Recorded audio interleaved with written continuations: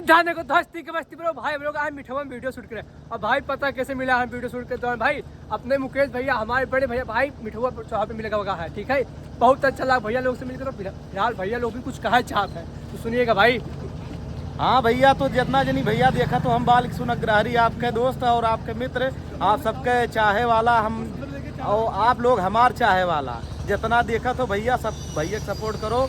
Captain भोला के नाम से इनके आईडी है।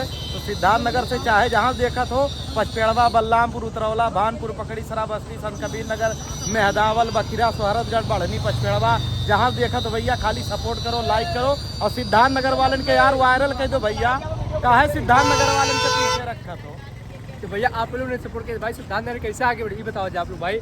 जब पानी इलाका भाई आगे नहीं बढ़ी तो भाई हमें मतलब वीडियो शूट के हमें यूट्यूब के कौन फायदा भाई।